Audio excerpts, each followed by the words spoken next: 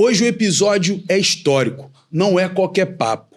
Hoje o tema é funk, porque o funk não é só música. O funk é lazer, o funk é cultura e, mais do que ninguém, o funk é a voz da rua, rapaziada.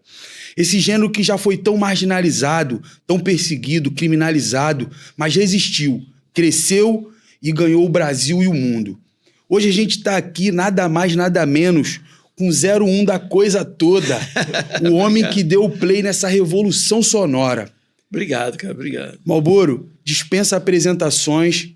Seja bem-vindo ao podcast A Voz da Rua. Obrigado, cara. Muito obrigado pela sua presença. Eu que agradeço. Pela oportunidade de estar aqui batendo um papo com a gente. É um grande prazer ter você aqui, irmão. Eu que agradeço, cara. Muito obrigado. Quase que a gente não consegue chegar, porque no caminho pra cá o carro deu problema. Teve um contratempo, né, Malboro? A gente conseguiu trocar de carro, conseguimos dar nosso jeito e viemos. Cara, te agradeço demais por esse esforço.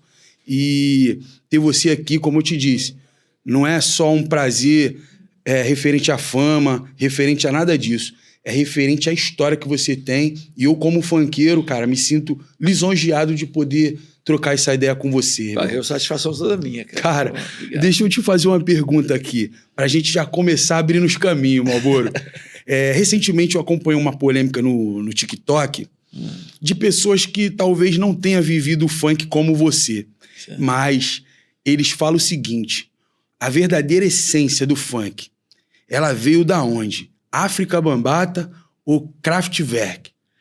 A verdadeira essência do funk vem do blues, 1940, quando o blues também era demonizado. O blues, nesse momento, ele misturou com country americano e virou rock, deu origem para o rock.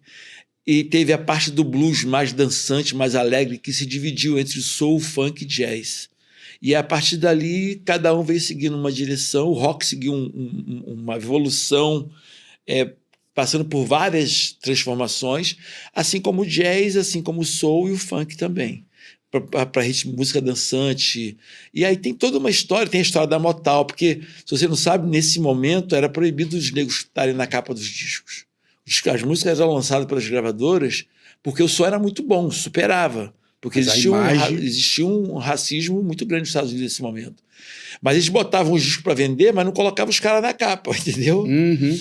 Até chegar a Motown e quebrar isso e colocar as pessoas na capa e começar a fazer uma outra revolução. Independente de cor, né? Então, o que acontece? E aí, depois disso, teve outros momentos na história musicais de divisão. Veio a época de James Brown, veio JBs, veio Mandrake, veio um monte de outros grupos que cada um construindo a sua história junto como pilar de outras histórias.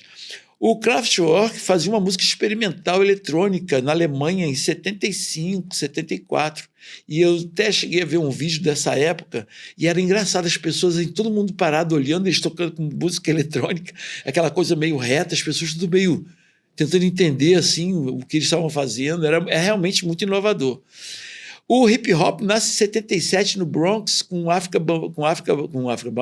Grandmaster Flash, com o DJ Kool Herc, DJ Red Alert. E aí saiu o primeiro filme falando sobre o hip-hop, que era o Wild Style, o nome do filme. Primeiro filme de hip-hop da história do hip-hop. E aí vem histórias caminhando, vem o hip-hop caminhando, evoluindo, crescendo, ainda engatinhando. Aquela música experimental eletrônica do Kraftwerk também não era muito popular. Quando a África Bambata pega e mistura o hip-hop com o Kraftwerk, que em 1982 ele lança o Planet Rock. Planet Rock. E aí o Planet Rock, em 1982, quando sai esse disco, praticamente ele é o marco zero da música eletrônica no mundo, porque o Kraftwerk fazia desde 75. Lançou o disco Trans-Europe Express 77, que é o disco que o África Bambata usou o teclado, os arranjos para fazer o Planet Rock. E ao mesmo tempo que era um rap que vinha se desenvolvendo do hip-hop dos Estados Unidos. Então, se você parar e pensar, o próprio Planet Rock é uma mistura de dois estilos musicais que estavam engatinhando naquele momento. E essa mistura foi o que deu exatamente essa explosão, porque foi uma coisa nova, inédita, que ninguém tinha feito nada parecido antes, e que causou a revolução, né? Inspirou o hip hop de Miami, por exemplo, a nascer o Miami Bass, que era a identidade com o Planet Rock, com aquele povo de costumes mais latinos, que Miami é diferente dos Estados Unidos. Estados Unidos é como o Brasil, assim, tem muita características regionais, né? Los Angeles tem uma característica, Miami, Nova York, Boston. Se você parar e pensar, o outro lado da Califórnia, o outro lado lá de Chicago, tem características diferentes. O Brasil também é rico, assim, de diversidade. Diversidade muito grande. E essa diversidade... E Miami fazia, assim, um hip-hop mais acelerado, mais latino, mais dançante, mais praia-sol, bem mais parecido com o Rio de Janeiro, exatamente por talvez a similaridade de cidades, né? Se você parar e pensar, Miami é muito parecido com o Rio, assim como Nova York é muito parecido com São Paulo. Talvez por isso que haja essa identidade musical do hip hop naquele momento de São Paulo, com uma aceitação muito grande. E o Miami Bass, que depois virou Miami Bass, que era o hip hop de Miami, tem uma aceitação muito grande ali no Rio de Janeiro. A similaridade, a sonoridade e similaridade de cidade. E aí, o que aconteceu? Então, dizer a essência do funk que a gente faz hoje é muito vago e vazio falar que foi o Kraftwerk, muito vago e vazio falar que foi o hip hop, muito vago e vazio falar que foi a África Bambaataa, porque ele pegou os dois estilos. Então eu acho que o blues é o maior fundamento que tem de todos. Porque do blues nasceu muitas coisas. Nasceu James Brown, nasceu James Brown, nasceu o jazz, nasceu o próprio rock nasceu do blues. Então o que acontece? Então, se a gente for voltar, se a gente voltar antes do blues, vai acabar parando na África, no início da civilização, o cara batendo tambor de novo. E saiu de lá a sonoridade, né? Se for levar pra... Então, se você for voltar à essência, você vai chegar no início da civilização, o cara criando um tambor, batendo tambor, e as pessoas ali dançando com aquele tambor. Essa é a essência de tudo. A realidade é que tudo partiu daí, né, meu amor? Então, e aí você olha tudo que vem passando, todas as evoluções, tudo que vem acontecendo, as invenções dos instrumentos, a inclusão dos instrumentos na música. Cara, é a humanidade. É a humanidade. A gente está em constante metamorfose, constante transformação. E dizer o funk de hoje, qual é a essência dele, eu acho que pode falar que os tambores africanos. Os tambores africanos. Então tá aí, espero que o 01 tenha esclarecido isso para vocês aí, pessoal das redes sociais, que levanta essa tese. Enfim, galera, o funk, ele é uma mistura. É fusões, é uma várias fusão, transformações. É isso aí. Fusões e transformações que geram o que a gente tem hoje. O que a gente curte hoje é fruto de muitas fusões, muitas misturas, muitas fusões e muitas transformações. Sensacional, Malboro. Cara, antes do funk nascer, você já era DJ. Antes do estilo funk mesmo. Depende do que você chama de funk. Se for o funk James Brown, não. O James Brown veio antes de mim, porque eu nasci em 73. Eu digo funk carioca. Funk carioca, não. Assim, eu era DJ antes de sair o primeiro disco de funk em português, que é o Funk Brasil 1. Eu era DJ desde 77. 77. Então você passou por essa parte do blues. Eu peguei o funk internacional, o soul, peguei o disco funk, que eu adoro. As coisas que eu mais gosto é o disco funk, que é a mistura de disco com funk. O soul também eu gosto muito. Então eu gosto do rock, aquele rock dançante do Gary Glitter, Beck Montana, Left Side, que é o rock mais com batida. E aí talvez a minha formação seja essa, o rock batida, com dançante, com soul, com os instrumentos de metais, baixo, guitarra. E aí vem o disco funk, que foi uma febre da disco no mundo, depois misturou com soul. E aí nasceu o disco funk, que eu tenho uma identidade muito grande, exatamente por conta de ter uma mistura da música dançante com a sonoridade do soul, né? Do funk. E aí, quando veio o Planet Rock, eu ainda lembro da primeira vez que eu peguei o disco, né? A primeira vez que eu recebi o disco. Mostrei para os amigos, assim, estava com outros DJs. Eles falaram, mas essa música ninguém vai conseguir dançar. É mesmo, foi subestimado. Foi subestimado. Quando eu peguei, eu falei, caramba, isso é muito bom, maravilhoso, que sonoridade. Aí eles falaram, mas ninguém vai conseguir dançar isso, porque a batida das músicas naquele momento tinha um compasso que as pessoas dançavam. Quando eles viram aquela música mais acelerada, eu falei, mas ninguém vai dançar isso. Aí é que tu se engana, cara, isso aí é muito dançante, tu pode deixar que o pessoal se vira. Eles arrumam um jeito de dançar. Foi assim desse jeito. Exatamente. Aí eu lancei no baile, foi sucesso de cara, as pessoas gostavam. E levei para a rádio naquele momento. E aí começou a vir outras músicas similares àquela, porque ela realmente foi um marco importante na música eletrônica. Não foi só o funk que ela inspirou, não foi só uma vez que ela inspirou. Ela inspirou o eletrofunk, é música eletrônica no mundo inteiro, porque o Kraftwerk, apesar de vir fazendo isso há muitos anos atrás, ainda não tinha conseguido explodir um disco, não tinha conseguido sucesso mundial. Então eles eram uma música de underground ainda, uma música eles faziam o som deles meio que no submundo, assim. Coisa. E o hip hop também era uma música de submundo, de gueto, era uma música de favela, que também não tinha muita popularidade. O África Bambaataa, com o Planet Rock, ele consegue dar visibilidade para os dois movimentos musicais e explodir. Entendeu? O hip hop ganhou uma nova direção, assim como a música eletrônica do Kraftwerk também ganhou uma nova direção. Interessante. Interessante. É bom ter essa aula, porque eu que sou funkeiro, eu preciso saber na íntegra, né? Não, é importante. Hoje eu vejo muito pessoal... Mas, cara, eu queria que todos fossem igual a você, assim, que se interessasse pela história. E eu acho, e o que eu fico impressionado é que São Paulo faz muito isso, sabia? né? São Paulo é muito ligado na história, cara. Rio de Janeiro não tem essa ligação com a história, com a construção. Porque acontece o seguinte, nenhuma árvore cresce, floresce e dá bons frutos sem a preservação das suas raízes. Entendeu? Então, se você está sempre... E quando eu comecei a ser DJ, o que eu fiz? Eu olhei para trás.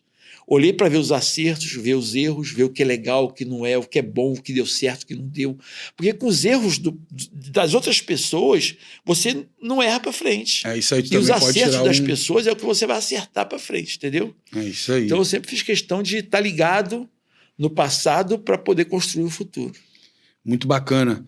E até porque, como você falou, a gente não pode perder as nossas raízes. Não é verdade? A gente precisa... Tem que estar olhar sempre ligado, o que já sempre aconteceu. Olhando, porque, cara, a vida ela é um ciclo. Né? A vida é um ciclo. É um ciclo. Ela se repete. De tempos em tempos, muitas coisas se repetem. E se você conhece esse ciclo, se você conhece como ele acontece, seja em qualquer área da sua vida, seja na vida profissional, vida amorosa, na vida de qualquer tipo de situação que você tenha, é um ciclo. E você tem que aprender como funciona esse ciclo, de quanto em quanto tempo esse ciclo se renova, para que você possa acompanhar o que está acontecendo. Já sabe, e já prevê o que vai acontecer na sequência. Não se surpreender tanto com essas voltas que o mundo dá, né, Malboro? Que os ciclos, exatamente, os ciclos dão, né? Os ciclos dão. Exatamente. Malboro, queria já que você se interessou em falar sobre a pré-história, como eu te falei, né? Eu queria também te perguntar, isso aqui é uma coisa minha, tá? Particular. Como é que foi aquele campeonato, cara, brasileiro de 1989, irmão? Rapaz, foi impressionante. Porque eu não ia participar, né? Porque eu não tinha toca-disco, não tinha equipamento para poder tocar. Não tinha nessa época o equipamento? Eu não tinha. Eu era DJ duro, fudido, não tinha como ter os equipamentos. Os lugares que eu tocava, o equipamento era do próprio local, entendeu? Uhum. E aí eles queriam que eu participasse do campeonato. Eu falei, cara, mas eu não tenho nem toca-disco para poder participar. Como é que eu vou participar do campeonato sem nem treinar, nem ter o toca-disco? Aí um amigo meu chamado Armando Mendes, que morava aqui na Barra, ele é filho do Amazonino Mendes, lá de Manaus, falou, não, eu vou te prestar, uma semana eu te empresto o equipamento para você treinar, para poder coisar. Tá bom, eu treino lá, sei que eu não vou fazer o que eu quero mesmo, porque uma semana de treino, para quem nunca teve toca-disco, é complicado. Meu treino era no baile na hora, né? Na hora que eu tocava. Treinava na prática. Na prática. A prática era o meu treino. E aí, eu naquela semana do evento que eu estava treinando, eu estava de mudança com meus irmãos e minha mãe, e na hora de carregar o móvel, eu machuquei a mão.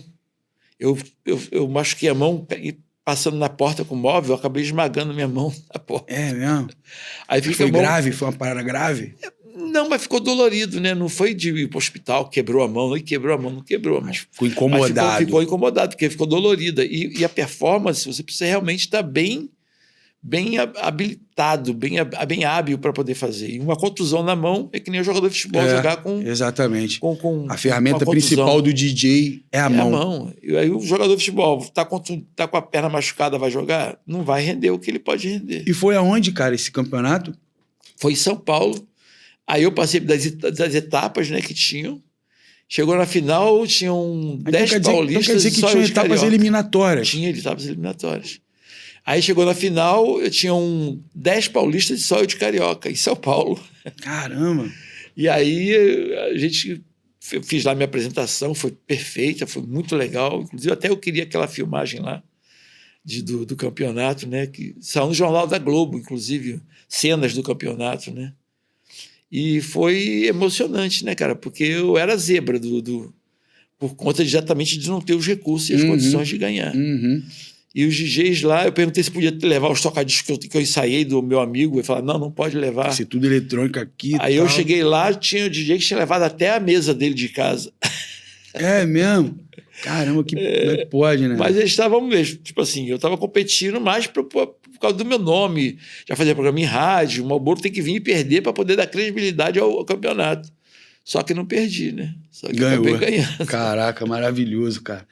E quando isso aconteceu, essa coletânea do Funk Brasil, ela já tinha nascido? Ou foi depois do campeonato? Não, foi praticamente no mesmo ano. Foi no mesmo ano, é. 89. Mas o campeonato foi antes. Eu ia fazendo antes, porque o Funk Brasil, as primeiras músicas eu fiz em 88. Marlboro Medley, Belo da Mulher Feia, tudo em 88. Eu vinha fazendo o disco, compondo e fazendo as batidas, né? Eu tinha convidado os dançarinos de baile para participar do disco e ninguém quis participar, porque eles não acreditavam que pudesse dar certo.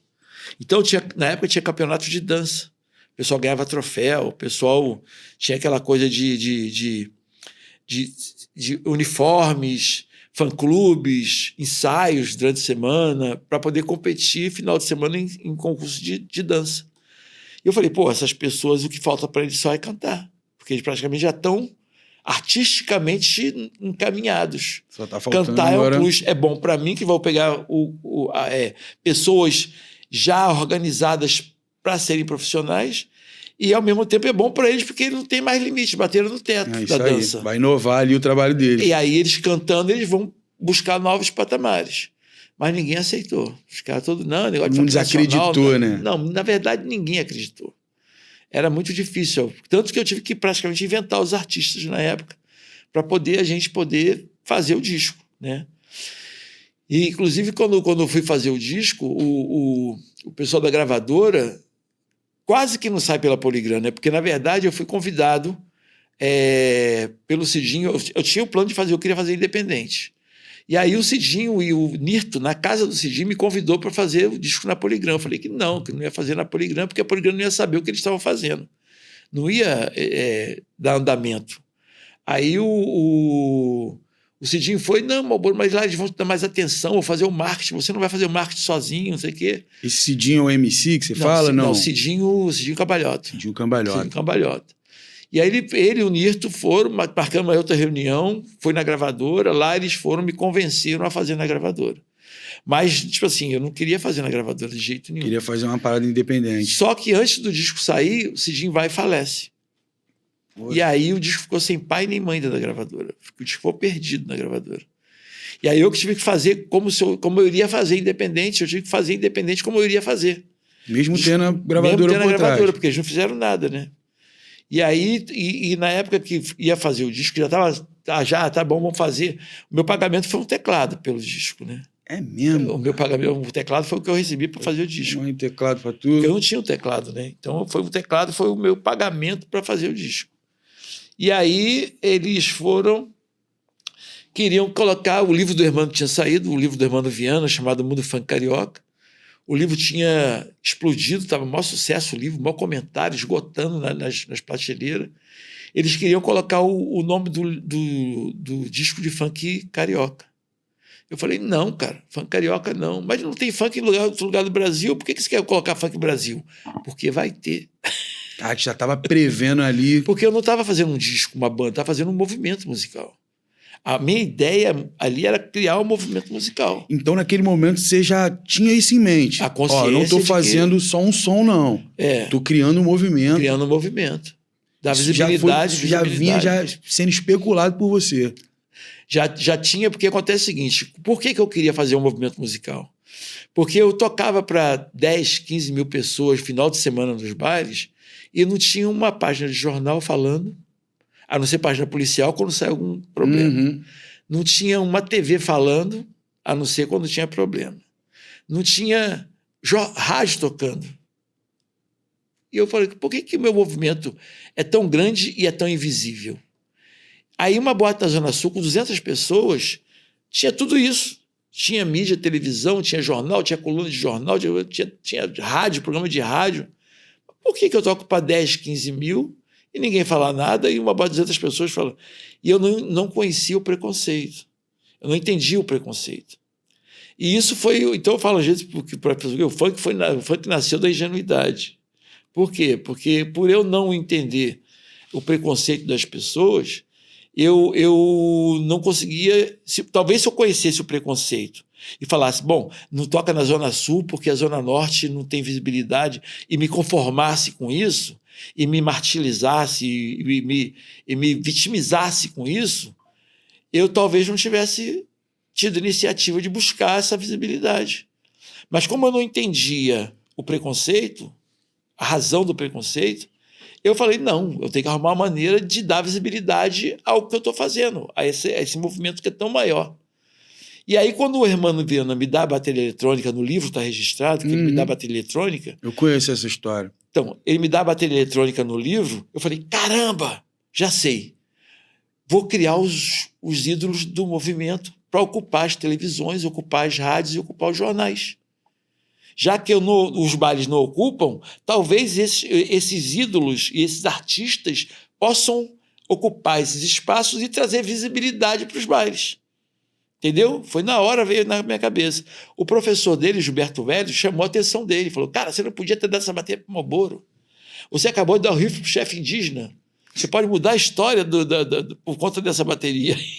E o cara tinha razão. E foi o que realmente aconteceu, foi o que realmente aconteceu, foi. É como, por exemplo, vamos supor que os portugueses invadiram o Brasil. Os caras tinham arco e flecha, os caras tinham já as escopetas lá. Imagina se os índios tivessem arma. Como é que ia ser a história? Totalmente diferente. Talvez não fosse tão fácil invadir quanto foi. Talvez nem invadissem, né? Talvez foi nem praticamente invadissem. o que ele quis dizer foi isso. Acabou de dar um rifle ao chefe indígena. Quer dizer, muda a história a partir dali. E aí foi o Gilberto Velho, que era o orientador do Hermano Viana, que, na verdade, o livro dele era uma tese de mestrado que virou livro. Entendeu? Então, que ele me dá essa bateria, eu, na hora, acendi a eureka, eu tenho a ideia de fazer, criar os ídolos, os artistas. E aí eu criei o Funk Brasil, que eles queriam botar para Funk Carioca, para pegar carona no livro, que o nome do livro era Mundo Funk Carioca. Eu falei, não, é Funk Brasil. Mas não tem funk em lugar nenhum do Brasil, cara. Só tem funk no Rio de Janeiro. Por que Funk Brasil? Porque vai ter. É isso aí. O meu plano é que tenha. Aí eu boto na contracapa do disco, eu coloco o disco não tinha saído, né? E eu coloco assim, agradecimentos a Hermano Viana, responsável por esse massacre. Afinal, foi ele que deu o rifle ao chefe indígena na página tal do Natal. Que massacre se o disco não tinha nem saído ainda? Mas era uma previsão do que iria acontecer. Já estava sendo um cara visionário ali. Exatamente. E aí o que acontece? Aí o disco saiu, foi muito chacoteado pela gravadora, né? Houve um boicote do funk pelo disco, os funkeiros, os DJs, né? E equipes de som boicotaram. As únicas equipes que não boicotaram foi a Cashbox e a Soul Grand Prix, que eu tocava na época. E a Cashbox, que o Marcão não tocava no baile lá, a hora do Funk Brasil. Sem problema nenhum, sem nenhum preconceito. Mas existia um império da música internacional nos bailes. Todo mundo tocava só música internacional. Que vinha ser Stevie B, Tony Garcia, já era essa rapaziada? Não, é bem pouco antes. E aí eles falavam assim, caramba, eu vou tocar essas músicas do Malboro, se esse negócio der certo, pô, a gente não vai trazer mais discos de fora. Não vamos mais trazer não vamos mais muambar. A partir do nosso próprio som. Mas eles não queriam, porque eles ganhavam dinheiro com o disco importado. Eles raspavam o rótulo, vendia mais caro, o disco valia um dinheiro, o disco era mais difícil, quanto mais difícil fosse, mais caro o disco ele era. Entendeu? Então, existia todo um império e um mafiamento dos discos importados. Já era monopolizado a parada, né? E isso poderia cair e acabar com a nacionalização, como aconteceu. Então, é por isso que eles resistiram o quanto puderam de boicotar o funk nacional. Mas chegou uma hora que não deu como, né? Ficou inviável para eles tentar abafar um movimento que já estava na boca da galera, né? Tipo assim, em 89, além de sair o disco Funk Brasil, foi o mesmo ano que eu fui campeão brasileiro, que os holofotes se voltaram para mim, e ao mesmo tempo que eu entrei na Manchete FM, que foi a primeira vez que o funk foi para uma rádio de ponta. O funk até então só tinha passado por rádios mambembe, né? Rádio de pouca potência. Naquele momento o funk vai para a Rádio Manchete. Aí explode, tem maior audiência. Manchete já era uma emissora de TV, era uma rádio, era uma coisa... um sistema, era né? uma estrutura maior, né? E aí ir para a Rádio Manchete é a primeira vez que o funk ia para uma rádio de ponta, entendeu? Se bem que eu tive a proposta de ir para outras rádios na época, né? Assim, tipo rádio em rede. A própria Manchete era rede. Mas eles tinham uma condição. 3 emissoras de rede me chamaram para fazer programa em rede nacional. Mas tinha uma condição. Não podia tocar funk. Como que pode, né, cara? Porque o funk era só Rio de Janeiro. Uhum. E aí as outras rádios falaram, não, você não vai tocar funk, porque chegaram até a fazer proposta de tocar meio a meio. Você toca uns funks lá e em outras partes vai ser dance, house, hip hop, rock. Eu ia ganhar na época, cada rádio na época tinha média de 200 rádios por localidade. E eu ia ganhar a média, como se fosse hoje, valores de hoje, R$1.000 por rádio. Cada rádio que ia ter o campeão brasileiro fazendo programa na rádio dele, ia pagar só R$1.000 para poder ter o campeão brasileiro fazendo programa. Então, para a rádio era jogo. Uhum. Para mim era jogo que ia ser R$200 mil por mês. Era muito mais jogo, né? E eu ia fazer show nessas cidades todas no programa de rádio lá. Então, imagina só, eu estava com um sapato furado com o dedão do lado de fora, não tinha equipamento para ser campeão brasileiro, para tocar discos. De uma hora para outra ia ganhar muito dinheiro. Tu propostas aí altíssimas. Entendeu? Só que a condição era não tocar funk. Aí eu não aceitei. Não vou virar as costas pro meu movimento. Para aquilo que eu acredito. Porque acontece o seguinte, naquele momento eu vi que o funk não era só um movimento musical.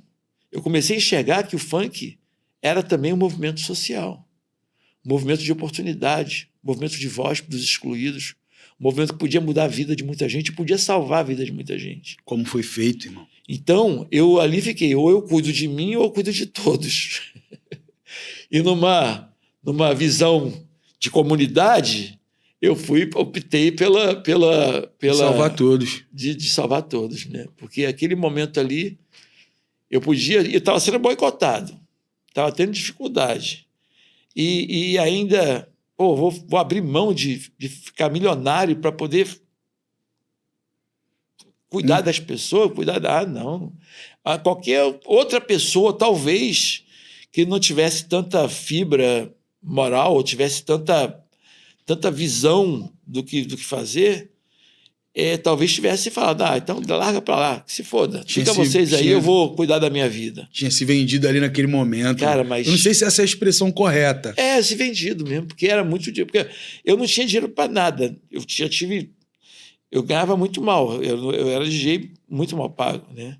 Comecei ganhando R$2 por baile. Caramba. Porque era mais ou menos hoje equiparado a R$50, que era o valor de um disco, né?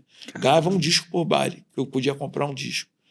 Então eu tinha o sapato furado com o dedão lá de fora, não tinha equipamento para poder tocar, para fazer mixagem, em casa treinar e praticar. Era tudo meio que na hora o meu treino.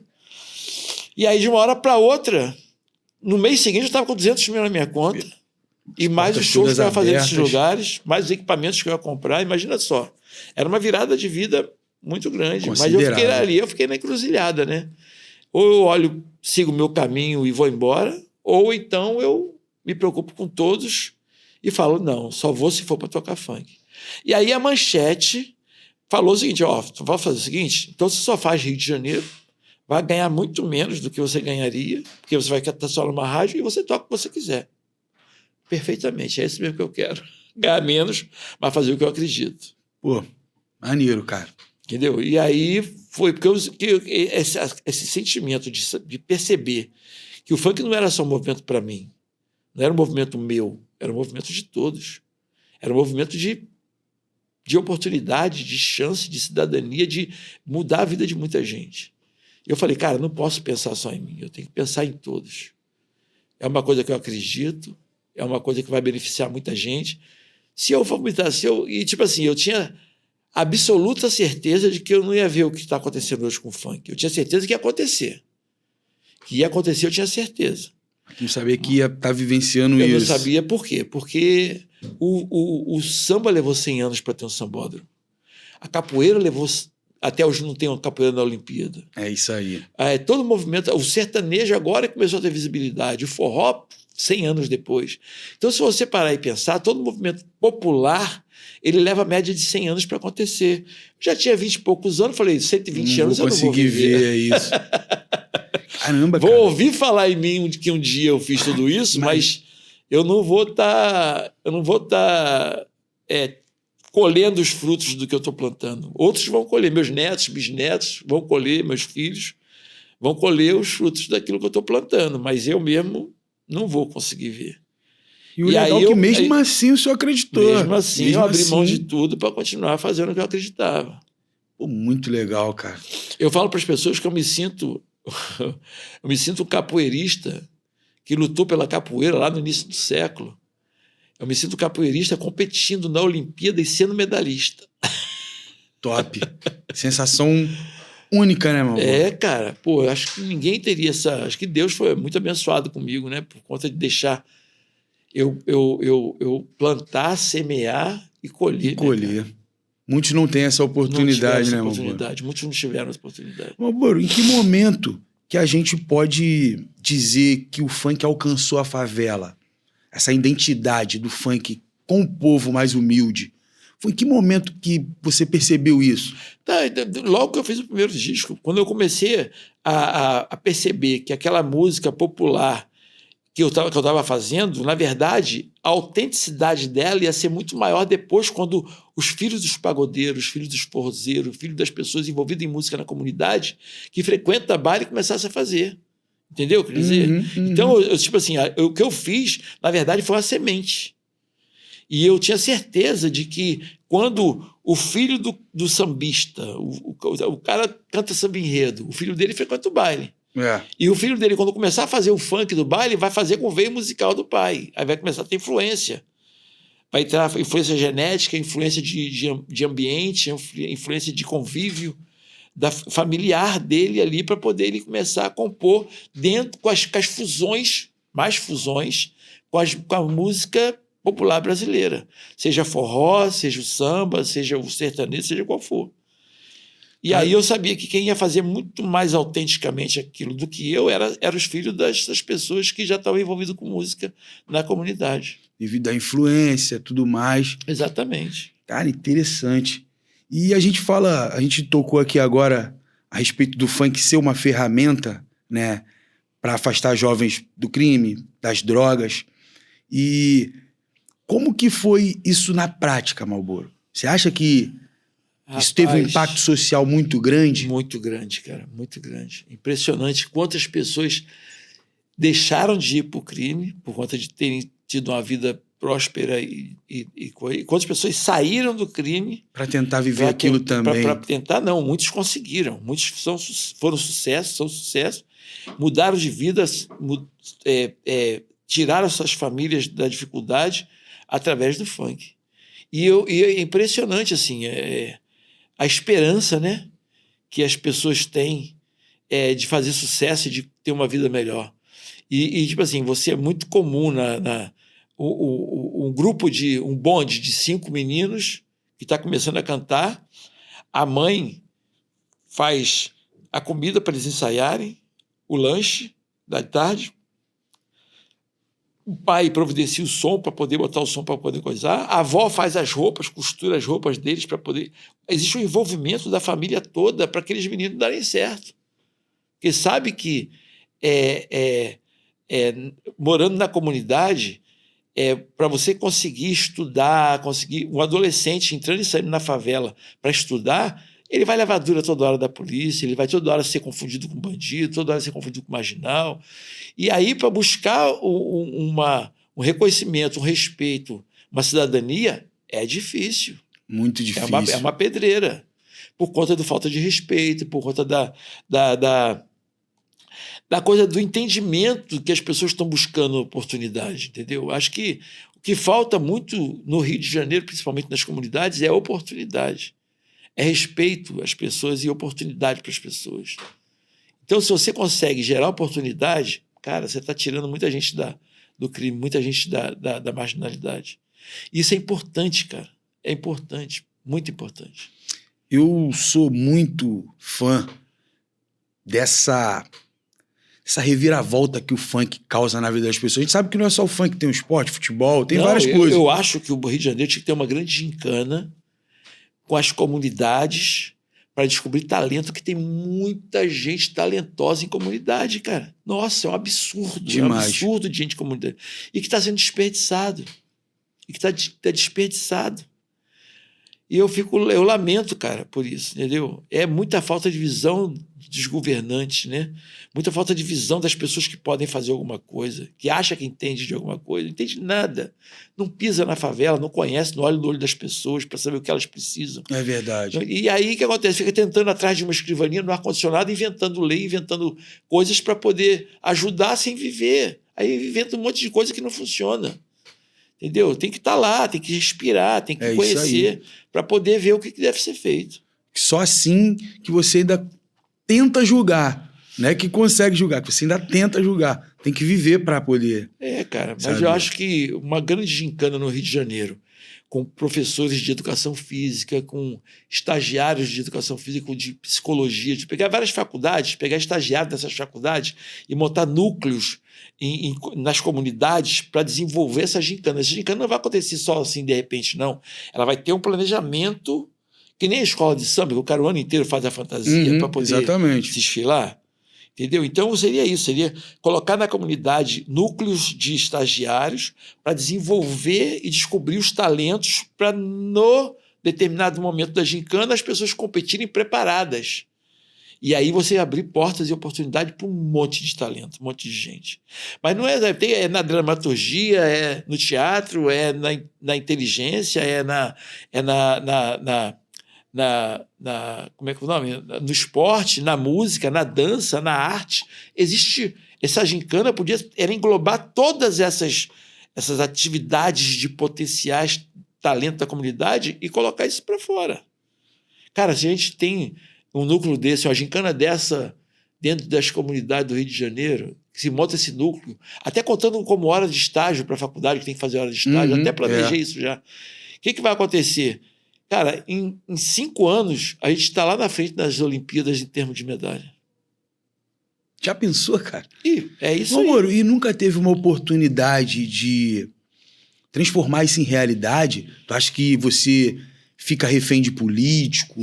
Alguma coisa assim? Porque o político, todo mundo político, você fala das suas ideias, acha lindo e maravilhosa, não sei o quê, mas ele não está objetivando isso. Ele está objetivando o quanto você vai trazer para ele de benefícios para ele se manter no poder. Nossa, que jogada, né?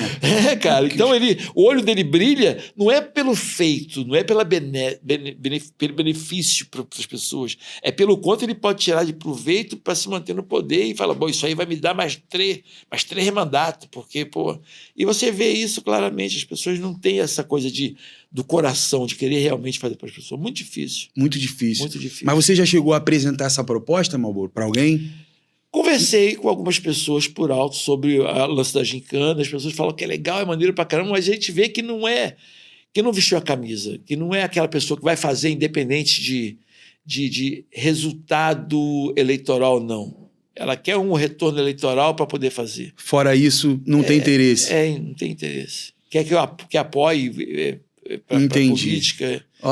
Quer botar o teu projeto no meio da jogada política. Exatamente. O que eu falo, poucos políticos fazem alguma coisa que não se beneficie.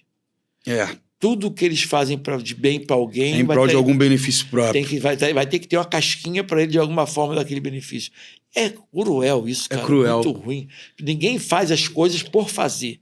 Ninguém faz porque é bom fazer. Ninguém faz porque é importante fazer para aquela... Faço porque vai me beneficiar em algo lá na frente. As pessoas fazem exatamente pensando... Bom, vamos lá, eu vou fazer aqui uma lei para determinada coisa. Essa lei vai me beneficiar? Não, então não vou botar essa lei para andar, não. Ah, mas essa lei vai beneficiar a mim, mas um político aqui, um outro político ali, vamos botar essa lei que a gente vai se dar bem ali nessa lei. Meu partido vai se dar bem e aí vai beneficiar o povo? Vai. Mas vai ter que beneficiar eles na frente. Primeiro. Exatamente. Isso é muito ruim. Triste também, né, cara? Que a gente acaba... Eu particularmente, acabo vendo isso como um descaso. O poder público fez um descaso de coisas que poderia beneficiar a comunidade, né? Eu acho desonestidade mesmo. Cara. Desonestidade, né? Desonestidade. Desonestidade tipo assim, compra as pessoas com muito pouca coisa, cara. As pessoas é comprada com dentadura, com tijolo. Mas mal sabe ele que aquele tijolo vai ficar caro para ele. Aquela dentadura ele vai pagar ela pro resto da vida. Me fez lembrar dos portugueses. Chegando com um espelhinho aqui, com um cordãozinho. Cordãozinho, então.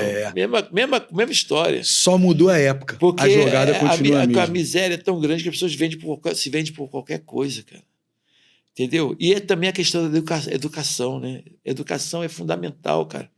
E os políticos não investem na educação já com medo de abrir muito a mente das pessoas para que elas não enxerguem o que está acontecendo. É verdade, uma boa. Porque a consciência, uma mente que se expande, nunca mais ela volta ao seu tamanho normal. Entendeu? Uma vez que você aprendeu, você tem conhecimento, tem informação... Já era. Teu carro vai, tua casa vai, mas o conhecimento... Esse é o que ninguém te tira. Se tem uma coisa mais valorosa para você, é o conhecimento. É o conhecimento, né? Mais do que dinheiro. Sabe, eu costumo dizer, levando para esse lado que o senhor falou aí, quer dizer, costumo dizer não, eu falo sempre na minha casa.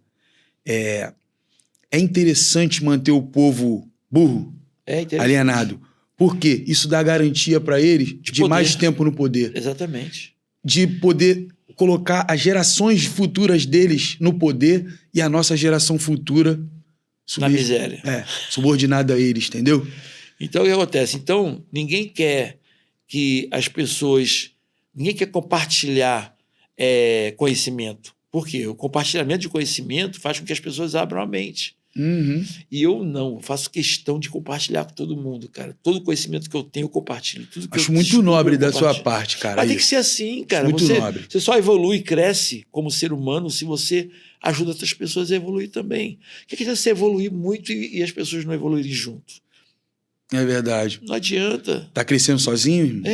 Não tem lógica. Tem que crescer, todo mundo tem que prosperar junto. Tem uma música do Cidinho e Doca que fala assim, ó: o povo tem a força. Precisa descobrir. Se eles lá não fazem nada, faremos todos daqui. Cara, eu nunca vi uma frase tão viva. Tipo assim, Malboro, música de 20 anos atrás, irmão. 30 anos atrás. Com uma realidade aqui na nossa cara, mano. O povo tem a força, só precisa descobrir se eles lá não fazem nada, faremos todos daqui. Eu cito muito isso. Mas é que eu tô falando. Mas como é que nós vamos fazer tudo daqui? A gente... acordando para a manipulação que nós sofremos. Precisamos se unir também, né, meu amor? Acordando para as coisas que prometem e não cumprem. Cobrar das pessoas aquilo, você não votou, vai lá e cobra. Pô, não cobra, as pessoas não cobram. O cara se elege, o cara promete um monte de coisa antes de se eleger. Depois de eleito não cumpre nada e as pessoas também não cobram. Tá muito fácil prometer assim. Falou tudo. E seria interessante se cada vez mais pessoas tivesse essa consciência que a gente está falando aqui. Por isso que você tem que compartilhar conhecimento, cara. Quanto mais você compartilha conhecimento, mais você esclarece as pessoas, mais você abre a mente delas. Sabe qual é a verdade, Malboro? O povo está muito ocupado em tomar uma cervejinha final de semana, em assistir um jogo dia de domingo e acaba virando as costas para algo que nos faz crescer. Rapaz, as pessoas demonizam a política, né? Eu era político antigamente. Não, só político, não quero saber de política. Venha falar de política, não quero saber. Até eu acordar de que se não tiver política, a gente não come. Tudo gira em torno da política, não né? tem baile. Se não tiver política, não tem música. Se não tiver política, você não vive. Se não tiver política, você não sustenta seus filhos. Se você não se ligar na política, você não se veste, você não tem carro, você não tem casa, você não tem nada. Exatamente. Porque a política manda em tudo. Você morre, para você nascer, você precisa da política. É isso aí. Para você morrer, você precisa da política. Sei que parece estranho estar falando isso, mas é real. Mas as pessoas acham, não quero falar de política, não. Eu tenho grupos, que eu estou muito grupos de DJs, né? Que eu coloco alguma coisa de política. Esse grupo é de música, não é de política. Cara, música é muito bom. Música é a minha vida. Eu amo música. Mas eu não posso deixar a música me alienar. Nada pode me alienar. Nada pode me iludir. Nada pode me enganar. A música é muito boa, muito legal, mas se eu não olhar para o que Ela tá tem esse poder de acontecendo- te alienar, né? Não, tudo tem, né? Jogo, futebol, esporte, música, tudo te aliena, te se não desvia tiver do atento- objetivo. Mas você tem que ter foco. Você pode curtir tudo, mas não pode perder o que é mais importante, que é a sua vida. E a política é interferência direta na vida de todos. Eu demorei muito tempo para entender isso, sabe? Eu também meu avô? levei, também Eu tempo, fui também levei despertar tempo. esse despertar que o senhor falou, eu fui despertar muito recentemente, porque devido a ter nascido em comunidade, ter tido muito pouca oportunidade, muito pouco recurso, eu sempre achei chato. Pô, política? Não, esse assunto é chato. Mas tal. mas isso aí... É intencional, as pessoas- Bobo? é intencional. É intencional. É Bobo. intencional. Eles fazem isso para que as pessoas se afastem de política, para que eles dominem. Dominem as pessoas que não gostam de política. Porque quando você não gosta de política, você é dominado por quem gosta. Tu tá ignorando algo que pode mudar a tua vida. E quem gosta é que vai dominar você. É isso aí. Então, quanto menos pessoas conhecerem de política, mais quem conhece domina as pessoas que não gostam. Uhum. Entendeu? É isso aí. Como eu sou a favor de que todos saibam, todos conheçam, todos, e compartilhem o conhecimento, eu tento cada vez mais esclarecer e mostrar para as pessoas que tem que ter, você tem que, não importa qual o seu espectro político, você tem que ter, o que eu quero que as pessoas saibam é da importância da política. Não importa se é direita, esquerda, centro, seja o que for, você não pode ser ignorante, não pode ignorar a importância que ela tem. Isso não pode acontecer. Isso daí eu também acho uma outra jogada política. Esse lance de... direita, esquerda, tal. Cara, é necessário. A gente sabe que se não tiver Flamengo, não tem o Vasco. Se não tiver o Botafogo, não tem... Tá entendendo? É necessário ter os lados para jogarem. Só que assim, a gente como povo, cara, a gente precisa aceitar mais a opinião do nosso irmão. Pô, Malboro é um cara conservador. Não, e eu sou um cara o debate, ele... Acabei de falar para Rebeca MC. MC Ela Rebeca. estava na academia, tem uma amiga minha na academia. Dá um abraço aí pra MC Rebeca. A minha amiga minha estava na academia, e aí, a Rebeca está aqui na academia. Eu falei, pô, legal, gosto muito dela. Ué, como você gosta dela? Acha que você não gosta dela, porque vocês já debateram muito, discutiram muito na internet. Aí ela, peraí que eu vou lá chamar ela lá. Aí eu falei, ô Rebeca, tudo bem? Tu acha que eu não gosto de você? Não, porque a gente discutiu muito na internet. Ô, Rebeca, olha só, o debate é ótimo. Eu debato com você, mas não tenho raiva de você, sabe por quê? Porque o debate, ele ensina as pessoas. Você aprende comigo, eu aprendo contigo Demais. através do debate. Demais. E detalhe é o seguinte, só que o debate ele tem que ser respeitoso. Sempre respeitoso, sempre civilizado, respeitoso e educado. Entendeu? Quando você não tiver razão, dá o braço a torcer. Quando você não tiver razão, porque as pessoas costumam não ter razão, vai lá e xinga. Não admite. Vai lá, ofende. Entendeu? A pessoa não admite, não, eu tô errado, cara. Então, mas aí, quando você não admite, você não aprende. Você só aprende quando você entende e admite, e você realmente, esse ponto de vista eu não tinha visto. Realmente, isso aqui tem um fundo de razão. Você começa a flexibilizar os seus entendimentos para que você possa convencer e ser convencido. Isso te faz evoluir também. Mas aí é que está a evolução. Quando você troca informação, você evolui.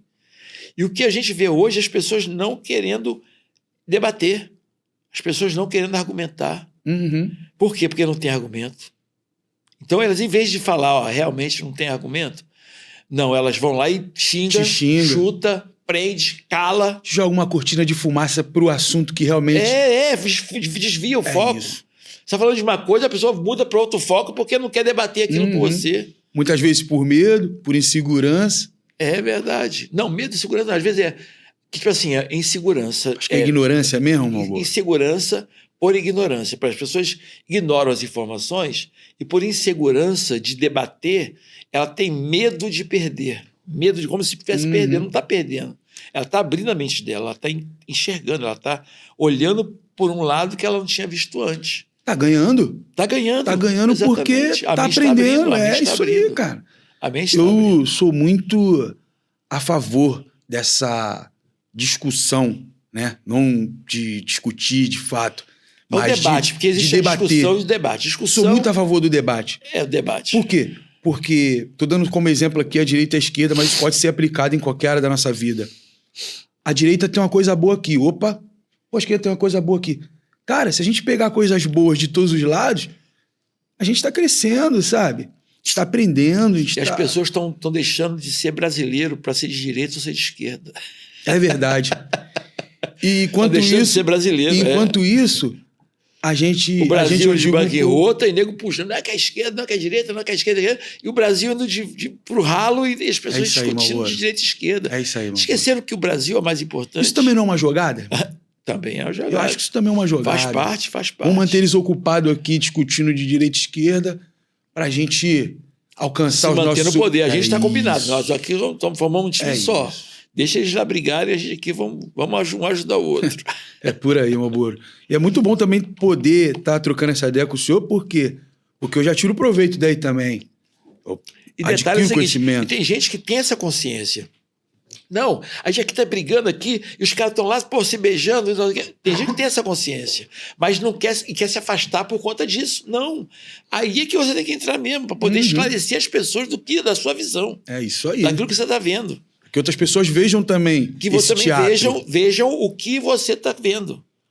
Você não pode simplesmente ver uma coisa que você acha e não vou meter isso, não vou nem falar sobre isso, porque o que eu vejo é isso. Não, o que você vê é importante. É importante para esclarecer outras pessoas. É isso aí. Entendeu? Então, o que você vê... E quanto mais pessoas vendo o que você vê... Aquele conhecimento que você teve, que você tem, a sua visão, tem que ser compartilhada com todos para que vocês debatam e possam chegar numa conclusão.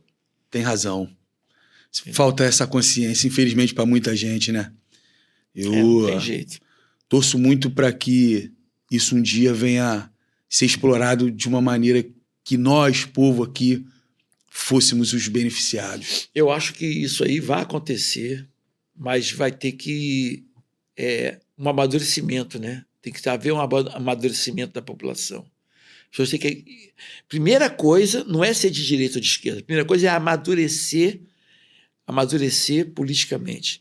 A primeira coisa que tem que fazer é entender a importância da política. Quando entender a importância da política, aí ele decide o que ele quer ser. As outras coisas vêm naturalmente. Exatamente. Né?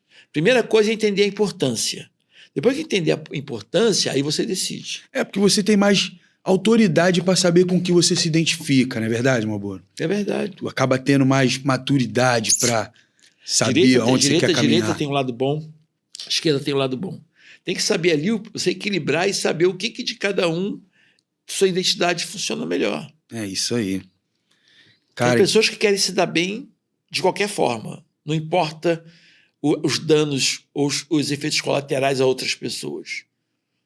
Tem pessoas que não, que são altruístas, que independente de se dar bem ou não, vão lá e se preocupam com as outras pessoas. E vai fazer sempre o certo, que seja bom para todo mundo. Aí você tem que ver quem é que está bem intencionado e quem está mal intencionado. E só consegue ver com conhecimento. Com sabedoria ali, com maturidade, né? Com mente aberta para enxergar as coisas. Isso aí. Malboro, você viu o funk nascer. Eu falo que o senhor é o criador, falo que o senhor é o GOAT. É o GOAT do funk.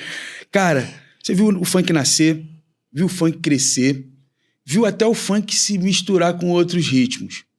Como você enxerga essa evolução do funk, Malboro? Eu sempre falo para as pessoas que o funk ele é a autêntica música brasileira. Por quê?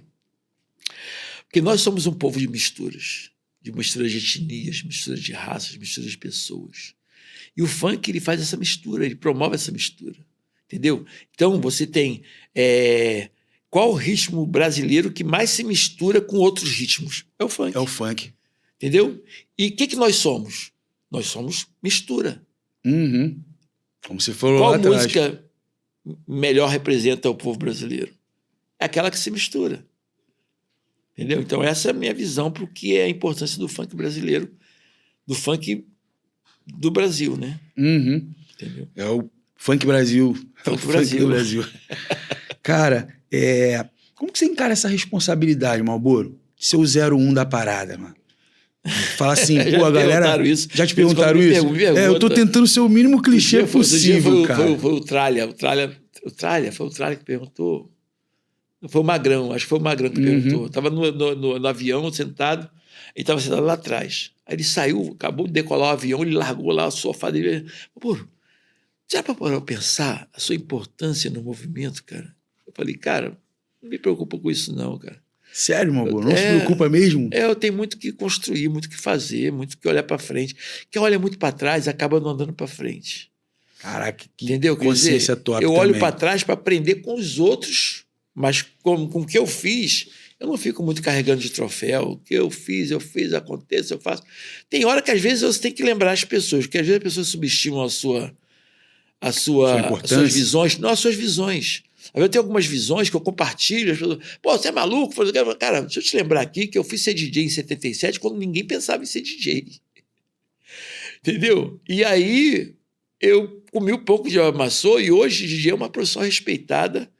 Quando o DJ não tinha era status negativo, eu fui ser aquilo que não tinha perspectiva. Eu acreditei, né? Entendeu? Quando eu abracei o funk, na década de 80, que as pessoas falaram, pô, essa música é de preto, pobre, favelado, que era o que as pessoas falavam do funk. A discriminação falava assim, né? Falava assim mesmo. Preto, pobre, favelado. Falava assim, você vai tocar essa música, você vai ficar desse... Pô, você é campeão brasileiro, você pode muito bem tocar qualquer coisa e ir embora, fazer As pessoas sucesso. queriam te elitizar, né? Queriam me tirar daquilo que eu acreditava. E aí eu, teimosamente, abraçava aquilo que eu acreditava. Entendeu? Então, às vezes, eu tenho que lembrar para as pessoas, quando eu tenho alguma visão diferente, eu tento mostrar para as pessoas que eu já tive visões antes que subestimaram e que deu certo. O Funk Brasil é um. O LP Funk Brasil, a ideia, tudo. Quando eu fui campeão brasileiro, ninguém acreditava. Eu fui lá e fui campeão brasileiro. Eu fazia umas experiências no baile, levava o teclado pro baile, ficava tocando, ele falava, pô, mas esse teclado dele chato pra caramba. Aí, ficava arranhando do baile, ficava lá. Tava revolucionando a parada, e né? ele falava, mas é Malboro com saxofone, chamava meu teclado de saxofone, meio Malboro com saxofone dele. Cara, os caras eram fogo, né? Os caras também botavam uma pilha, E aí falava, né? pô, tinha um dono da equipe que tirava as agulhas pra me poder fazer scratch. É mesmo? Eu tinha que levar minhas agulhas de casa, porque Achavam tinha que gastar as chato. agulhas. Não, tinha que gastar as agulhas dele. Aí, uma coisinha que eu também, assim, uma curiosidade que eu tinha muito de te perguntar. Quando eu comecei a curtir funk, era rap da felicidade, melô não sei de quê. E hoje, quando a gente toca esse assunto, né, com a geração dos meus filhos, por exemplo, eu falo, pai, isso aí não é rap da felicidade. Porque eles acham assim, rap é uma coisa e funk é outra. Como que foi essa... O que acontece é o seguinte, vamos lá. Primeiro eu vou contar das melôs. As melôs foi o seguinte, melô é uma coisa que já existia na década de 60, 70, aliás, com Big Boy, Mundial, era melô da Asa, melô disso, melô daquilo, que era uma maneira de popularizar as músicas. Aquele momento da década de 70 também foi passando, as pessoas foram meio que elitizando e começando a falar o nome das músicas e não precisaram mais colocar melô. Quando eu estava no programa na Rádio Tropical ainda, meu programa tinha audiência muito grande, que já era uma outra geração, outro público, mas as pessoas não tinha pedido musical. E aí o dono da rádio falou, como é que teu programa tem essa audiência toda aqui e não tem pedido de música na rádio?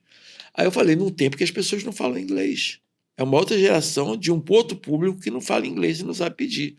O que eu fiz? Se eu quer ver ter pedido, peraí. Aí fui lá, comecei a apelidar as músicas e comecei a batizar as músicas no ar para as pessoas batizarem, serem padrinha da música, serem madrinha ou padrinho da música. E aí as músicas começaram a ter muito pedido na rádio, explodir de pedido na rádio por conta da melô, que a gente começou a bolar a negócio mais acessível para as pessoas. Acessível para as pessoas. Agora vamos para a parte do rap. A parte do rap, quando a fusão do hip hop de Miami com África Bambata, com Kraftwerk, que ganha a denominação Miami Bass, os cantores eram MCs, que faziam rap. Não existia o cantor de funk. A denominação rap continuou nas músicas exatamente pelas raízes e origens do hip hop. Entendeu? Porque o funk, apesar de hoje ser bem diferente do hip hop, a herança da nomenclatura continuou. Tanto que a gente chamou de funk, por quê? Porque antes de existir o Miami Bass, já tinha o funk. Uhum. Os bailes funk já existiam. Não tinha como a gente batizar de Miami Bass uma coisa que a gente já chamava de funk. Até porque quem deu o nome de Miami Bass não foi a Miami. Quem deu o nome de Miami Bass foi a Europa. É mesmo? Foi. Estilo de Miami, por exemplo. Miami Bass. Batida de Miami. Que é grave. Porque aquele hip hop vinha para o Rio de Janeiro já com a batida influenciada pelo Kraftwerk, tocando nos bailes, e era chamado de hip hop. Quando essa música atravessa o Atlântico, no leste europeu, ali pelo lado da Alemanha, Polônia, eles têm mania de classificar tudo. Os alemães são muito organizados e gostam de classificar. Eles classificaram como Miami Bass, que era o grave de Miami. Caraca. E aí, o hip hop de Miami falou o seguinte, pô, aqui nós somos hip hop de Miami. Lá no Brasil chama a gente de funk. E lá na Europa chama a gente de Miami Bass. Vamos assumir qual nome? O da Europa, porque é o velho mundo. Vamos vender milhões. No Brasil, a gente vai vender esses 500, 600, 1000 discos que vende, que os DJs compram para chegar lá e raspar o rótulo e vender. Se a gente ganha a denominação da Europa, vamos abraçar. Conquistou o mundo. E que foi o que realmente aconteceu. Exatamente. Aí o Miami assumiu o nome Miami Bass, que foi criado pela Europa. Caraca. Que história, meu irmão. O homem é a enciclopédia do funk, rapaz. Também, se eu não souber das histórias, né? Puta... Caramba. Cara. Como é que eu... Porque a origem, eu sou muito curioso. Sou muito estudioso. Muito. Até hoje, Malboro, você carrega hoje, essa... Cara. Agora eu tô na inteligência artificial. Ah, mas é o futuro, cara. Aí eu montei grupo com meu sobrinho, montei grupo com meus filhos. Cara, eu sou quem mais coloca link de novas IAs. Novas IAs. E hoje tem IA testando pra tudo, o tempo né? inteiro. Tô o tempo inteiro. Tô ligado em tudo, testando tudo.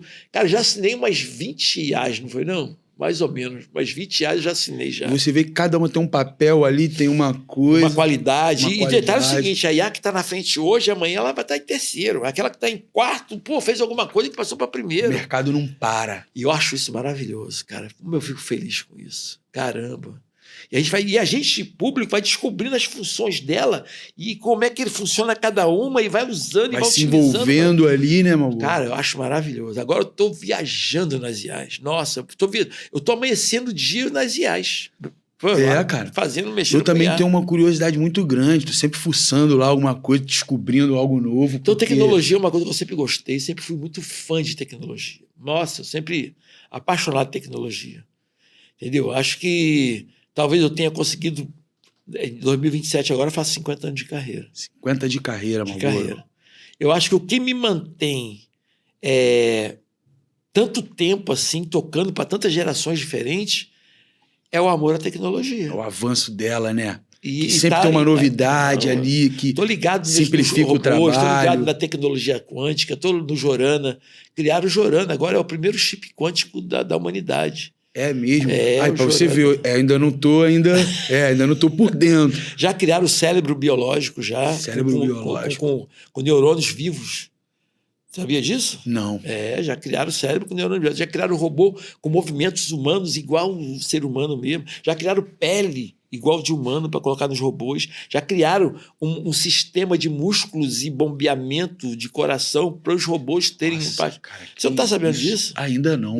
Tá tudo, meu amigo, tá tudo acontecendo. Aonde isso vai parar? Eu fico muito feliz de ver tudo isso acontecer, cara. Mas tu não pensa nisso, meu amor? Não, tipo assim, isso vai parar? Deixa eu te explicar. Eu tenho muito medo de como as coisas estão andando. Muito medo, porque a gente vai virar uma barata. O ser humano vai ser uma barata. Mas, cara, eu não consigo não vibrar com isso. Mesmo com medo, eu vibro. Por quê? Porque você é um cara inteligente. Você sabe que quem vai continuar dominando o mundo é quem domina as IAs. Então você já tá lá. Já tá lá aprendendo pra não ficar pra trás. Mas não é verdade, Malboro? Talvez, cara. Cara, talvez. O cara que não... eu falo mas isso. Eu falo por amor mesmo. É amor à tecnologia, amor ao que faço. E dedicação. Quando eu gosto de uma coisa, meu amigo, eu dou ouvir. Eu só falo disso. No carro mesmo, dirigindo, eu não ouço mais música. Eu boto lá no YouTube e vou ver nos lançamentos de IA que vai saindo, não é mesmo? Eu vou lá assistindo todo lançamento. Eu estou assistindo ali, ligadão. Porque são novidades, né? Coisas que talvez dali de uma novidade dessa daí revoluciona alguma coisa. E a gente fez lá o primeiro clipe do funk carioca em IA, 100% IA. Que é a música do Galo. 100% IA. Que é a história do funk do MC Galo.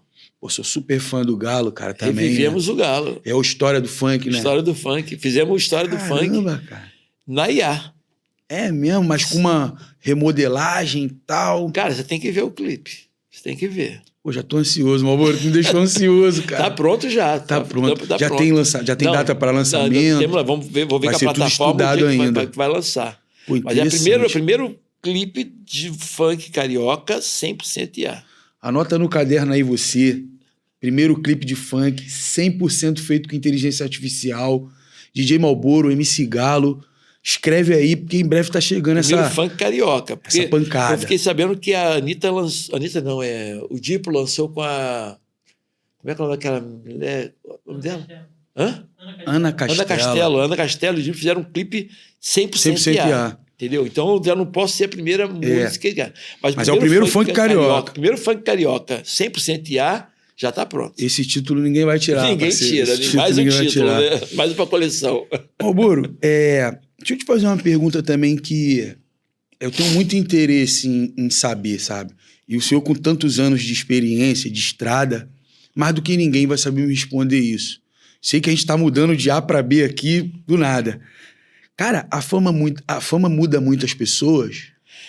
Cara, depende muito da essência das pessoas, né? A fama realmente... Porque acontece o seguinte, as pessoas acreditam naquilo que as pessoas falam em relação a ela. Por exemplo, você está construindo uma história, está crescendo, está aparecendo. Vai vir um monte de gente falar para você, bater nas suas costas e falar, você é o cara, você é foda, você é isso, você é aquilo.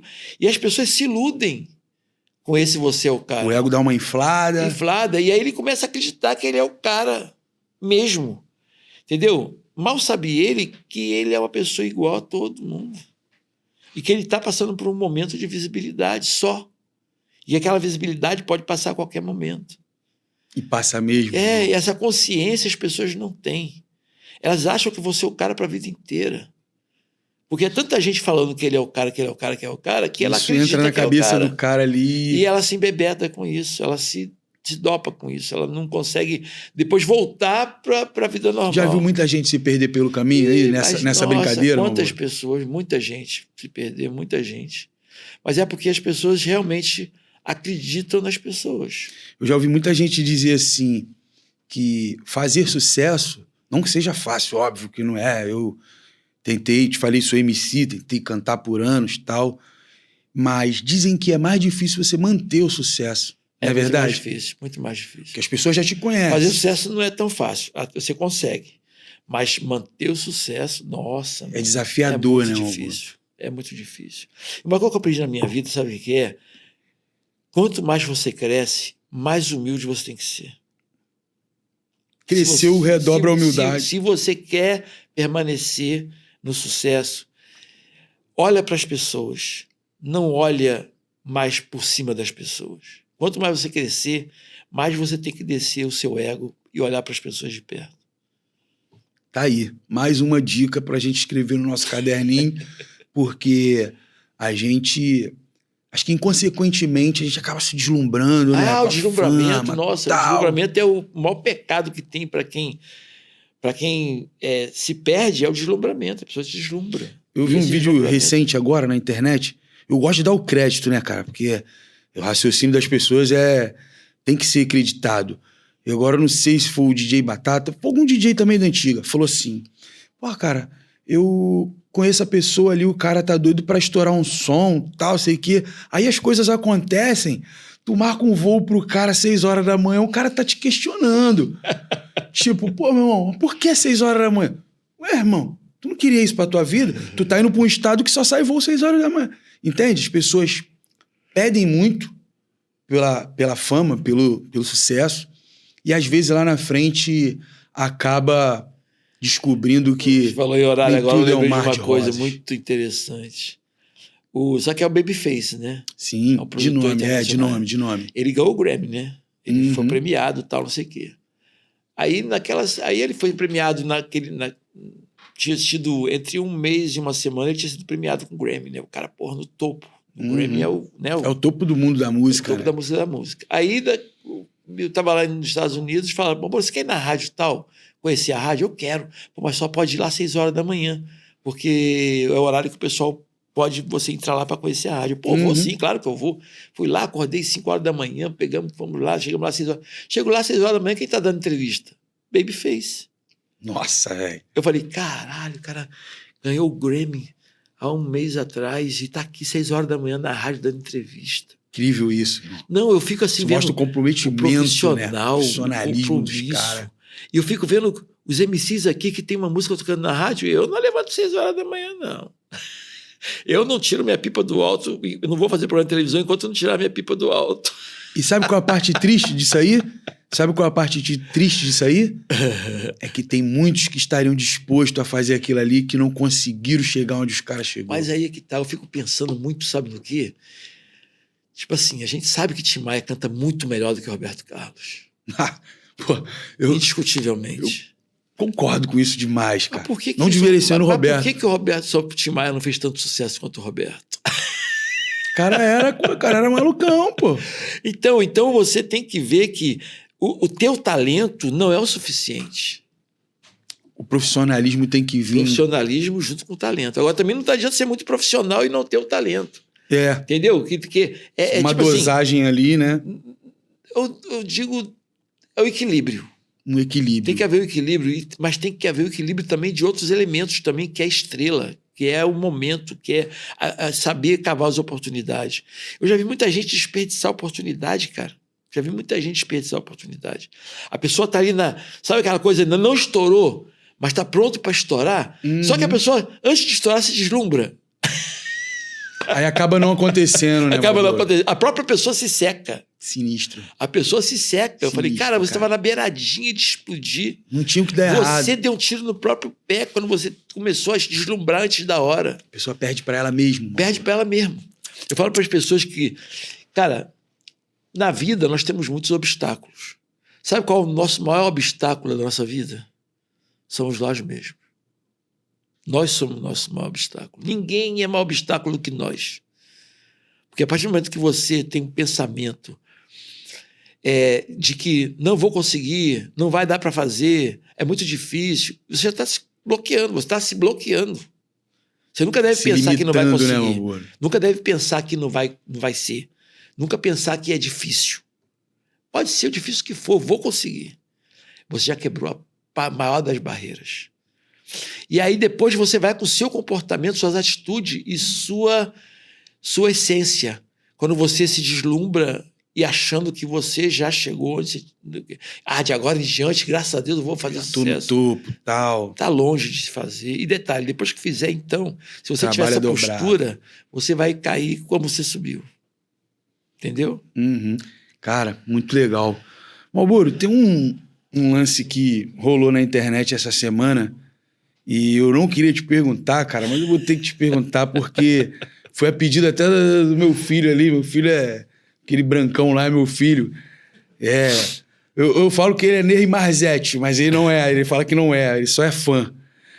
Rolou o assunto da parada da casa, cara. Neymar tá querendo comprar a sua casa, cara. Como sempre, aquela velha história. Quando eu comprei lá o terreno lá, eu achei que era 17 anos atrás, não, é 19. 19. Eu fui olhar minhas escrituras lá, pegar minha documentação, eu vi que foi 19 anos atrás que eu comprei lá o terreno. Era só mato. Chamei o Latino para comprar. O Latino falou, você é maluco? Vou comprar aqui no meio do mato, comprar nada. Sério, cara? Não, todo mundo. É mesmo, ninguém acreditou. O Batata, o Mãozinha, o Batutinha, todos meus amigos em volta de mim, Humberto Tavares, cara, compra aqui, cara, tá baratinho o terreno, compra aqui. Não, você tá se isolando, você tá morando, vai morar. Cara, a tendência das cidades é ampliarem. As cidades, elas não se mantêm do tamanho. A tendência das cidades é elas interligarem uma com as outras. Então, daqui a pouquinho, tá em Mangaratiba, no Rio, vai ser a mesma coisa. porque elas vão se juntar. E também está vindo aí a banda larga, a internet, e daqui a pouquinho você faz reunião em qualquer lugar, de qualquer lugar do mundo. Então, estar em Mangaratiba, que vocês dizem que é longe, distante, eu estou me isolando, na verdade, eu estou esperando a cidade me alcançar. É isso aí. E aí eu falei para todo mundo comprar terreno lá, as pessoas falaram que cara maluco. Mais uma vez, né? Mais você uma é maluco, vez. você vai comprar terreno aqui no meio do nada, no meio do mato. O Marlboro é Aí revolucionário. aí eu fui, comprei lá o terreninho lá, comecei a construir, que nem obra de igreja, fui construindo aos pouquinhos. Construí primeiro um hangar, depois construí uma casinha humilde para me ficar lá com meus filhos de vez em quando, para final de semana. Depois comecei a uma casa principal, e foi uma obra que levou praticamente, acho que uns 5 anos que eu levei fazendo a casa lá, aos pouquinhos, né? E aí o condomínio começou a crescer, outras pessoas começaram a enxergar, começaram a comprar terreno em volta. E quem vem ser meu vizinho? Neymar. Menino Ney. Caramba, meu irmão. E aí eu tinha 42 mil metros de terreno e ele tinha 20 mil metros só. Só que ele não tinha para onde comprar terreno, porque um lado do terreno dele, o terreno dele é triangular. Um lado é o rio, outro lado é a pista de pouso e outro lado sou eu. E aí, logo que ele comprou lá, ele pediu para me vender 7.500 metros, 7 mil metros para ele, porque ele queria que eu tinha um hangar e tinha um campo de futebol. Pô, me vende um campo de futebol e um hangar para me fazer minhas festas aqui, porque lá no Porto Belo eu não estou conseguindo. Aí eu fui vendi para ele 7 mil metros, eu fiquei com 35 mil metros e ele ficou com 27 mil metros. Para poder ele, do vizinho, né? Para ajudar ele e tal, não sei o quê. Aí eu vendi barato, não vendi nem tão caro, para poder ele fazer lá o negócio dele. E aí depois ele queria comprar o meu terreno todo, os 35 mil metros. Eu falei, cara, não quero sair daqui. Eu, fui o primeiro a acreditar, primeiro a vir.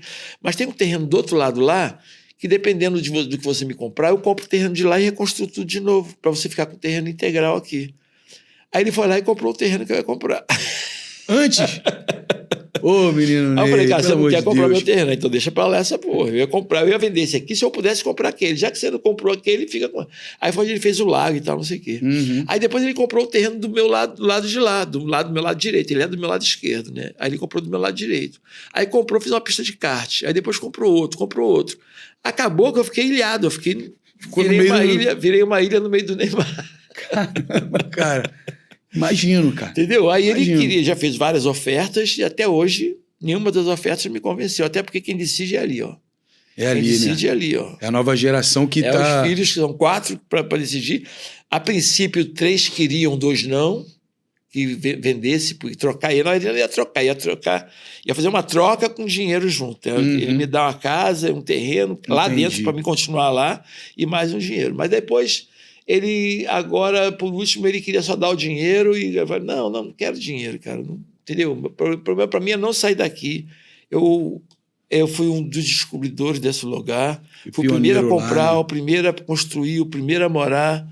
Então, eu fui o primeiro a tudo aqui. Então, você já tem uma história muito maior por trás disso daí. São 19 anos, cara, que eu tô lá. Entendeu? Então, e tipo assim, todo mundo que eu mandei comprar terreno na época falou, cara, você não nasceu com culpa lua, não, cara. Marlboro, você nasceu com a lua dentro do cu. Com todo respeito, Marlboro, olha só. Eu vou deixar o meu zap contigo, cara. Quando você tiver uma visão boa assim, me chama, cara. Que eu vou embarcar, cara. Lógico. O cara é visionário, irmão. É, pô. E eu acredito muito nessas visões de longo prazo. Eu tenho muita visão. Eu acredito muito. O pior é o seguinte, eu fico fazendo planos para daqui a 10 anos, daqui a 20 anos, daqui a 30 anos, daqui a 40 anos, daqui a 50 anos. As pessoas falam assim, Marlboro, para, cara. Já tem 62, daqui a 50 anos tu não tá mais aqui. Eu falei, cara, mas nunca vou deixar de planejar. Nunca vou deixar de fazer planos. De sonhar, né, cara? É isso, cara, que nos mantém, não é isso? Eu não fico me vendo desencarnando. Assim, tipo, as pessoas... Não vou planejar mais nada porque daqui a pouco eu não vou estar mais aqui. Eu não consigo me ver assim.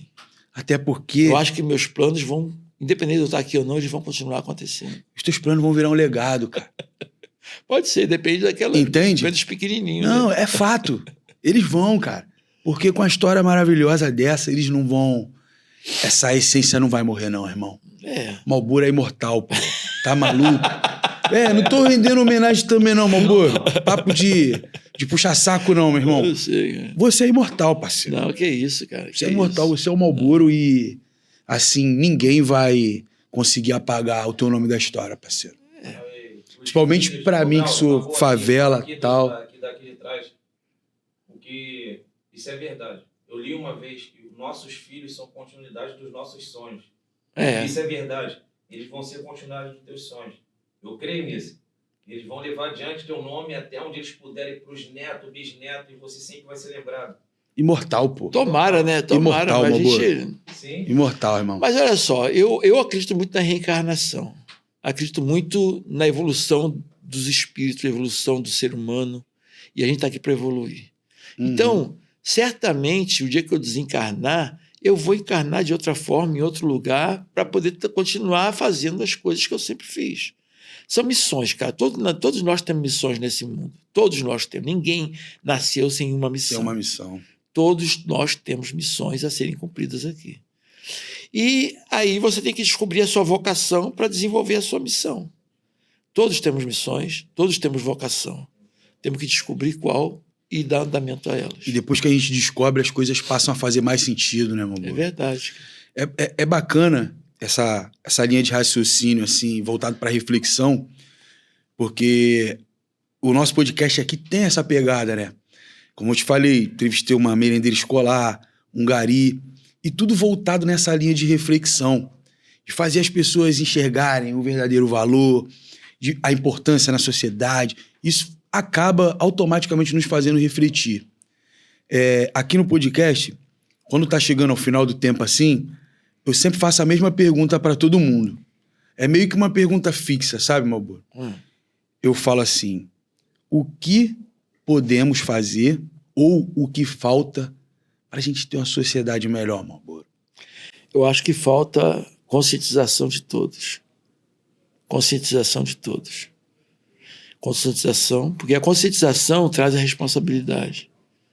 A responsabilidade traz a solidariedade e a empatia e a generosidade. Então, acho que tudo é consequência. Acho que a conscientização... ela abre uma porta para outras coisas que automaticamente faz a gente ter um convívio melhor. Com a conscientização, você busca a sua missão. Com a conscientização, você busca a sua vocação. Com a conscientização, você busca tudo. Tem razão, a conscientização é muito importante. É importante deixar esse recado pro pessoal, porque quando a gente põe a mão na consciência, a gente acaba enxergando as outras coisas que tem ao redor, né, Malboro? Verdade, cara. Verdade. Pô, Malboro, desculpa o tempo ser curto. A gente precisa finalizar o episódio. Mais uma vez, cara, vou te falar, foi um prazer enorme te receber aqui pra mim. Toda minha, cara. É de uma importância muito grande. Eu sou funk, eu respiro funk, eu vivo funk.